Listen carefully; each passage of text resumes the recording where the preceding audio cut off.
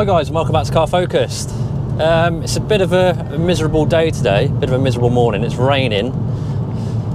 It's autumn, so there's a lot of leaves and stuff on the road. The roads are a bit just slippery and greasy, so I thought it would be a good opportunity to take the Cupra out for a little drive in the wet.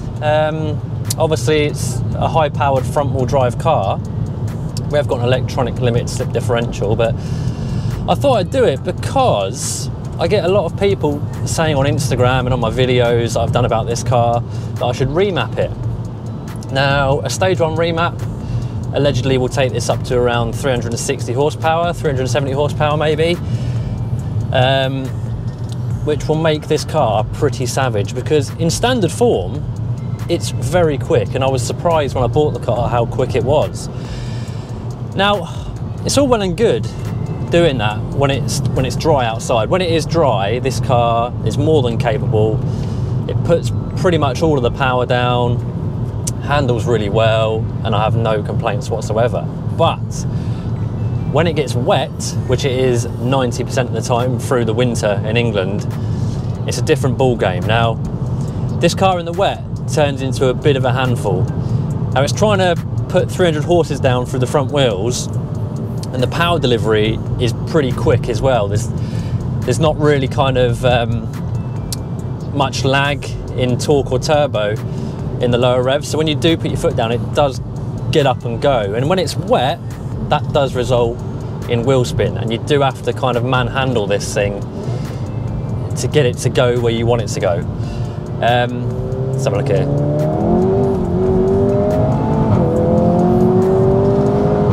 Yeah, so second gear there, it was a bit of a fight getting it around that corner, and in third gear as well, it will spin up as well if the conditions are bad enough or wet enough. Now, to quickly talk about tyres, because I know a lot of you are going to say, well, you need to put some Michelins on it because they're the best tyres out there. This car has got Continental Sport Contact 7s up front. Now, they're not a bad tyre. I think it's the latest version of the Sport Contact, isn't it, from Continental. There's only a few thousand miles on them, so they've got plenty of tread, and they can't really contain the power in the wet. And I've actually spoken to somebody else that's running Michelins as well, and he said he's got the same issue in terms of wheel spin. Now, is this a problem for me? I don't really mind it because I do like a bit of a fight. It was all right there in third gear actually, but what I'm thinking is, if I remap this car, it's just going to make it almost undrivable in the wet.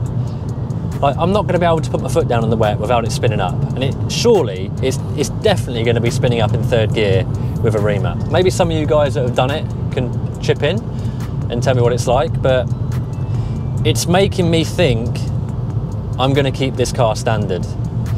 Now, it's a very similar platform to the Golf R, but obviously the Golf R is four-wheel drive, so you can up the power on a Golf R pretty much no problem at all, and it's still going to maintain traction with a four-wheel drive system. But this car is a bit of a different kettle of fish, and I think it's one of those situations where remapping can upset the dynamic of it and not ruin it, but it just makes it a bit more undrivable. And it kind of, I like to get out in this and be able to pretty much give it some welly and know that it's going to stay on the road.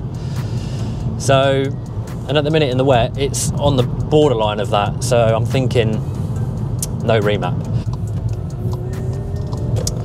So I've got the car in individual mode. So just to run through my individual settings, I've got DCC in sport, steering in normal, because I don't like the weighted feeling you get when you put it in Cupra mode. Engine in sport, front diff is in Cupra, and air conditioning is in normal. I might actually put the engine in Cupra. I think you just get a bit of fake cabin noise. And then we'll put DCC in Cupra too, actually. Right, so we're second gear again. In fact, let's go into first gear. Up a hill, it's a bit wet, and we'll just see what happens. I'm a bit reluctant to do this, but...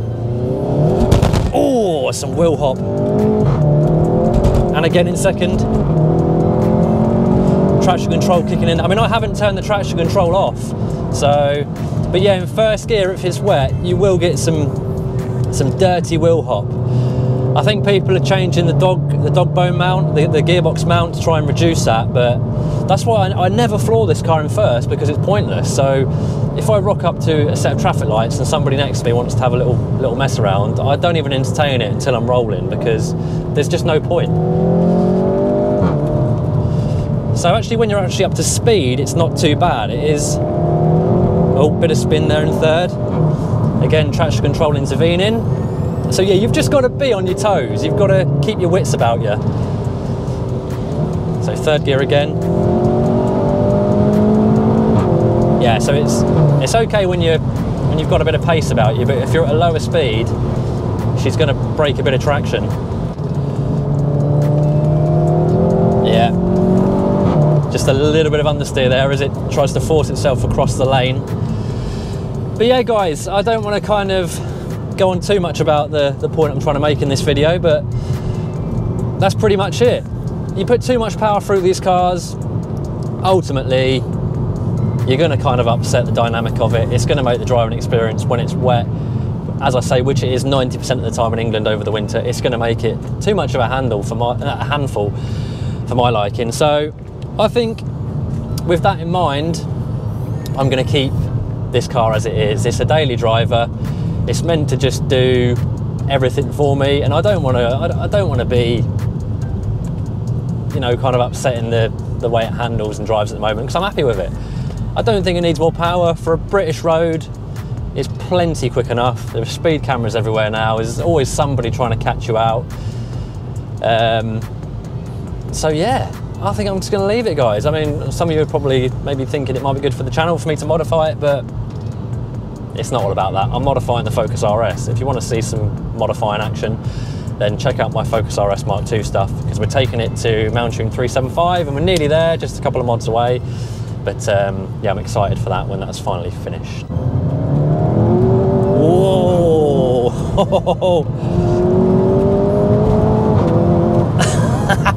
You've got to have some big old kahunas to go 100% in this car in the wet. It is fun though, it is very fun. God, this car is so quick though, guys. It really is a quick car. Anyway, I think that's enough. I think I've said enough now. I don't want to bore you all. You've probably already pressed stop and exited YouTube at this moment in time anyway, but if you're still here, then well done. I appreciate the view and I appreciate you hanging in with me.